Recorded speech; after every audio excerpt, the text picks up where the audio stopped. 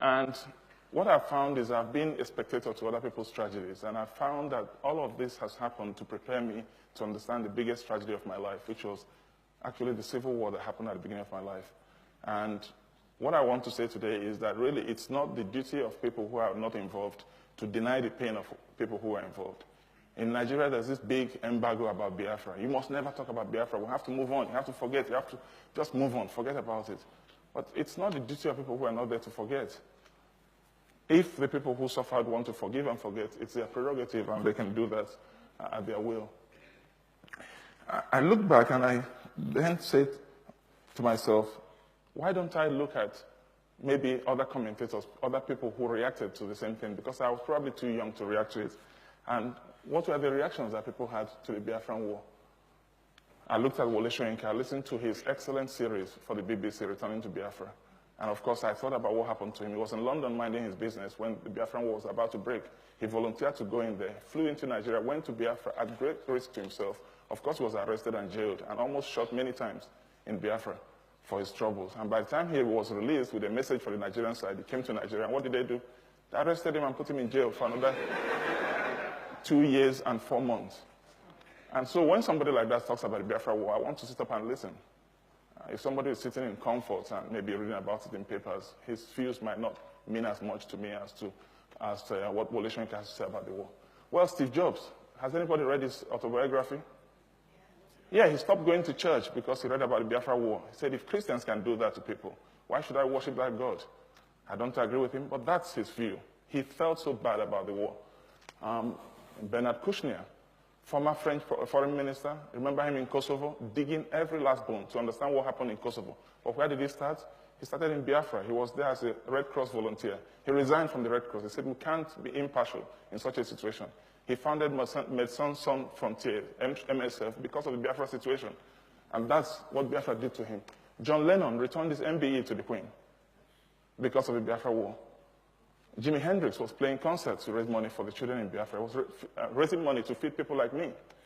I would have died if those flights hadn't come in. 3,170 flights in 3 years that came in with all the food we wanted because there was no way to feed Biafra. And of course, part of the war strategy was to starve and kill everybody. Akanu Ibiam, he had all the awards from here. CBE, MBE, everything, right up to the knighthood. He returned all of that to the Queen because of the war. Well, Jonathan Aitken, everybody knows about. He was actually tried under the Official Secrets Act for revealing the truth about Biafra. And his defense was quite simple. His defense was it was in the interest of the state to tell the truth. And the case collapsed. Aban Rosen. So this is my background. Imagine what it would look like if the Soviet Union was not allowed to talk about the 20 million dead from the Second World War.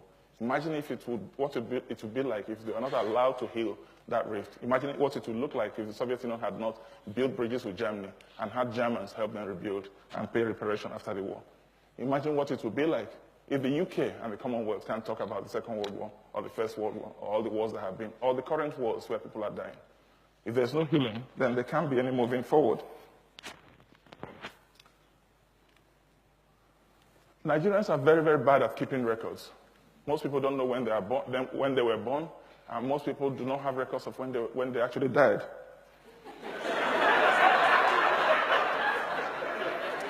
But this slide is the most serious slide of my presentation. 700 people died at 4 p.m. on the 7th of October, 1967. We have all their names. 700 people, they died looking their killers in the eye. And they had thousands of witnesses, because what had happened was the Nigerian army said they were coming into Asaba, and Asaba prepared to welcome them. And the welcoming speech was written by Obueshi Michael,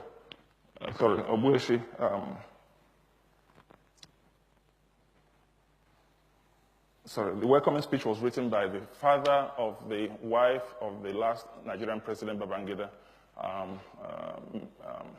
Miriam, Obueshi Okowu. And he did not leave to actually deliver the speech. When they gathered with food and drinks for the Nigerian army, the men were pulled to one side, the women were pulled to one side, and the men and boys were shot in front of the women.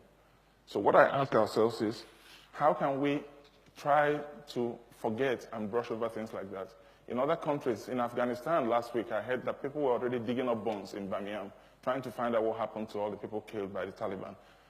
The ghost of Nigeria will not be laid to rest until truth is told about what happened in Nigeria. Yakubu Gowon, who was in charge during these atrocities, went back to Asaba, and I read what he said. He said, "In the spirit of Christian reconciliation, accept my apologies on behalf of the federal military government for the activities of soldiers in Asaba during the Nigerian Civil War. I am deeply sorry for what happened, especially to those who lost families, and I hope Asaba people will accept this apology, even if it is belated." Now, I have a lot of respect for a man like this, because he's coming to terms with what happened, but he can't apologize for the government because he's no longer in charge of the government. The Nigerian story must be told, and that's what I'm here to do today. I'm not here to tell the Biafran story. I'm here to tell the Nigerian story, because the Nigerian story cannot be told until all Nigerians feel comfortable under the Nigerian roof. I talked about civilians, but what about the military themselves? The soldiers have been as much victims of this violence as the civilians. Just look at the list on the wall. Most of these people are dead. Either they took part in killing other people, they organized coups, they were killed during the coups, or they were shot after the coups.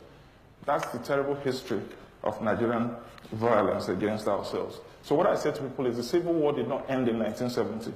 The Civil War is still going on in Nigeria, and we have to end it. So my demand today is, let us end the civil wars. Let's find the truth about what has happened in Nigeria. Why are there 6 million displaced people in Nigeria today? I heard somebody saying Abuja is building because Abuja has to accommodate all the refugees coming from all. Abuja can't accommodate all the refugees.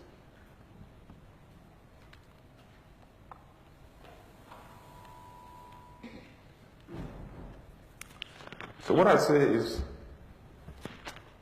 after finding out the truth about what has happened, we have to ask for forgiveness. There has to be some true remorse. The people who were wronged have to be encouraged to find it in their hearts to forgive those who have wronged them. We have to find ways of building bridges. We have to find ways of rebuilding trust.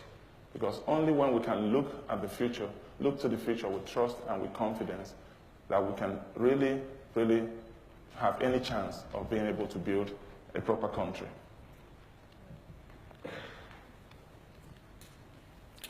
This has brought me to the end of my talk and the ultimate question, which is, how many Nigerians will it take to change a light bulb?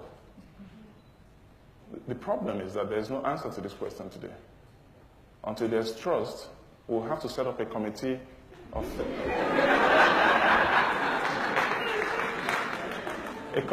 three, an Igbo man, a Hausa man, and a Yoruba man. And then the German will say, "You've left us out." And then we'll set up another committee of 6. And then when we do that, we'll find out the Ibera man is not there. And the problem is, nobody trusts anybody. That's why the latest committees are made up of 600, 500 people. But it's all futile. Once we build trust amongst ourselves, once we can tell ourselves the truth, once we can rebuild the confidence, and once we can recreate that legitimacy and end the civil wars and end the killings, then we can send any Nigerian to the room to change the light bulb. Thank you.